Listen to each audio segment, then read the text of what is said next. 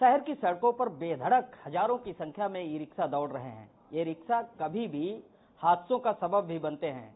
इन e rickshaw पर लगाम लगाने की जिम्मेदारी कई विभागों की है। परिवहन विभाग भी इसमें मुख्य भूमिका निभाता है। हमारे साथ बात करने के लिए इस वक्त मौजूद हैं आरटीओ इन्फोर्समेंट संदीप पंकज जी। हम उनसे जानेंगे कि ई रिक्शा पर रोक लगाने के लिए उनका क्या प्लान है, किस तरह शहर को इस जाम की समस्या से निजात दिलाएंगे। संदीप पंकज जी, आपका स्वागत है। बहुत बहुत धन्यवाद टीवी का। ये जो ई रिक्शा शहर के लिए नासूर बनते जा रहे हैं, जाम हर चौराहे पर आप देखेंगे तो ई रिक्शा ही ई रिक्शा नजर आएंगे। क्या प्लान है इन ई रिक्शा पर लगाम लगाने का? देखिए, सबसे पहले तो मैं ईटीवी को धन्यवाद देता हूं, आपका आभार प्रकट करता हूं कि आप लोग समाज के चौथे स्तंभ हैं। आपकी वजह से, आपके माध्यम से जो समस्याएं समाज की हमारे सामने आती हैं, उनका समाधान परिवहन विभाग हो या सभी विभाग सामूहिक रूप से, सरकार सामूहिक रूप से उनका समाधान करती है।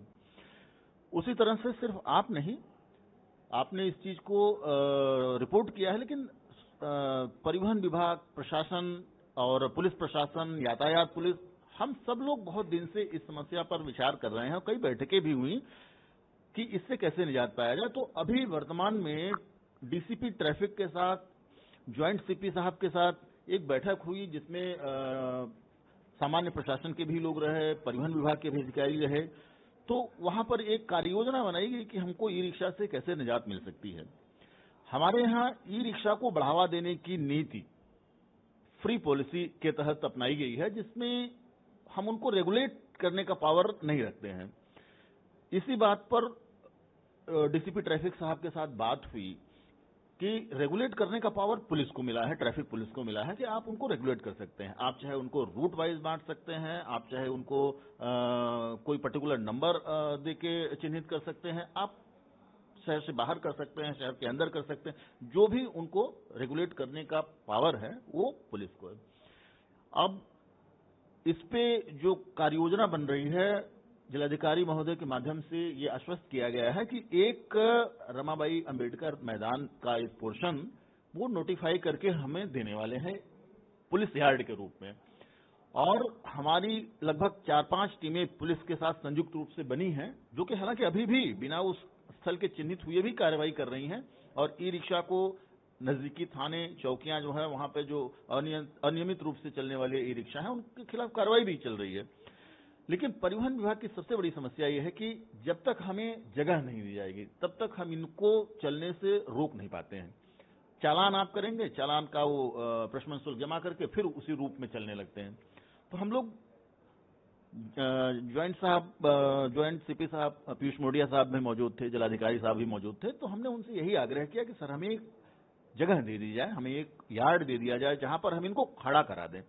और इनको हम तब तक नहीं चलने देंगे जब तक ये नियमित नहीं हो जाते हैं, जब तक इनके लिए एक रूट नहीं चिन्हित हो जाता है, जब तक इनके लिए एक जगह नहीं चिन्हित हो जाता है, जब तक इनकी तरफ से ये आश्वासन हमें नहीं दे दिया जाता है कि आप अपने लिए प्रतिबंधित, इनके लिए भी कुछ जगह हैं, क्षेत्र हैं जो प्रतिबंधित किए गए हैं, जब तक ये और इनके एसोसिएशन हमें ये आश्वस्त नहीं कर देते, आश्वासन लिखा पढ़ी में लिखित नहीं दे देते कि हम उन प्रतिबंधित क्षेत्रों में कदापि संचालन नहीं करेंगे, तब तक हम इनको चलने नहीं देंगे। सर, अगर बात दिन की करें, दिन में तो ई रिक्शा दौड़ ही रहे हैं, शाम के समय और रात के समय आप देखते हैं स्पीड इनकी फुल रहती है।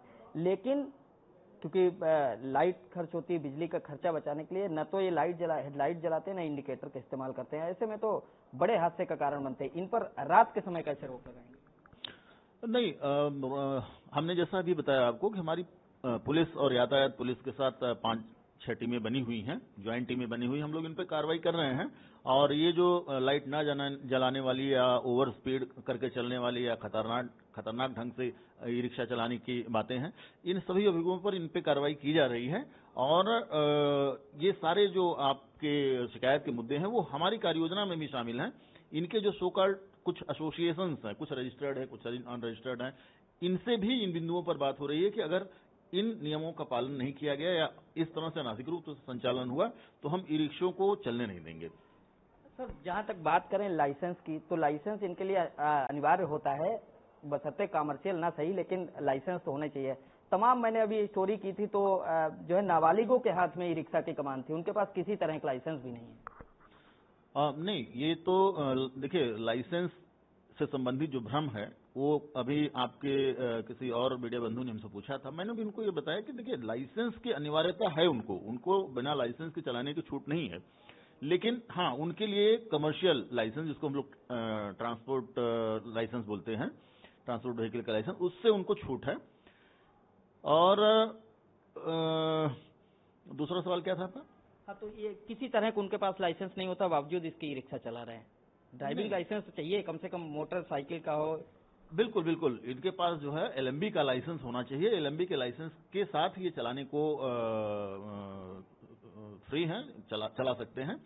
और बाकी जहां तक अन्य यातायात के नियमों या परिवहन विभाग के एमबी एक्ट से संबंधित नियमों का वायलेशन इनके द्वारा की जाने की जानकारी आप लोगों द्वारा साझा की जा रही है, उसकी जानकारी हमें भी है। और जो हमारा अभियान चल रहा है उसके तहत हम कार्रवाई भी कर रहे हैं। मेरा सवाल यह है कि लाइसेंस अगर इनके पास नहीं मिलता है चेकिंग के दौरान, तो किस तरह के इन पर जुर्माना लग सकता है, किस तरह की कार्रवाई हो सकती है? एक बार हमें ये यार्ड मिल जाए तो लाइसेंस न होने की स्थिति में संचालन का सिर्फ एक ही दंड है कि इनको जो भी पुलिस अभिरक्षा में स्थान हो वहां पर इनको बंद कर दिया जाए। अच्छा, तमाम बैठकें कई जो डिपार्टमेंट आपके साथ हैं उनसे बैठकें होती हैं, क्या कोऑर्डिनेशन में कहीं न कहीं कोई कमी रह जाती है जिसकी वजह से संयुक्त अभियान ऐसा नहीं चल पाता है? कभी कभी थोड़ी कोऑर्डिनेशन में कमी भी रहती है। उसका कारण ये भी होता है कभी कभी कि पुलिस के पास बहुत सारे काम होते हैं, बहुत विविध काम उनके पास होते हैं, जिसमें से यातायात व्यवस्था एक काम होता है। तो कभी कभी कार्य आधिक्य की वजह से कोऑर्डिनेशन की कमी हो जाती है। फिर भी हम लोग अपनी तरफ से पुलिस के उच्च अधिकारियों तक पहुंच के कोशिश करते हैं कि उनके द्वारा निचले स्तर के अधिकारियों को निर्देश प्राप्त हो जाए कि हमारे साथ एक अपने स्तर से टीम बना के इस भी विषय पर कठोर कार्रवाई कर लें। तो आखिरी सवाल है कि कब तक माना जाए कि शहर को कुछ हद तक ई रिक्शा के जाम से मुक्ति मिल सकती है? जैसा कि अभी मैंने बताया आपको कि अगर एक बार यार्ड हमको मिल जाता है जहां पर हम इनको निरुद्ध कर सकते हैं। कब तक संभावना है यार्ड मिलने? कोई बात तो ही होगी ना? अब ये नोटिफाई जिलाधिकारी महोदय को करना है, जिलाधिकारी महोदय द्वारा आश्वस्त किया गया है। अब उसमें कुछ तकनीकी बातें होंगी, कुछ अड़चने होंगी, वो जब तक इसका समाधान करा लें। लेकिन जहां तक मुझे उनके बातचीत से लगा कि 15 से 20 दिन के अंदर वो यार्ड हमें हैंडओवर हो जाएगा। अगर ऐसा हो जाता है तो उसके बाद से आपको ई रिक्शा के जो संचालन है, ई रिक्शा का जो मनमानी संचालन है, हर क्षेत्र में जो संचालन है और यातायात के नियमों की धज्जियां उड़ाते हुए जो संचालन है, ये बिल्कुल समाप्त कर दिया जाएगा। तो ये थे हमारे साथ आरटीओ एनफोर्समेंट संदीप पंकज जी, जिनका साफ तौर पर कहना है कि जैसे ही हमें यार्ड मिल जाएगा, ई रिक्शा के खिलाफ जोरदार अभियान चलाया जाएगा और जो भी यातायात नियमों का उल्लंघन करते हुए ई रिक्शा पकड़े जाएंगे उन पर निश्चित तौर पर कार्रवाई की जाएगी। वीडियो जर्नलिस्ट विजय कुमार वर्मा के साथ अखिल पांडे, ईटीवी भारत, लखनऊ।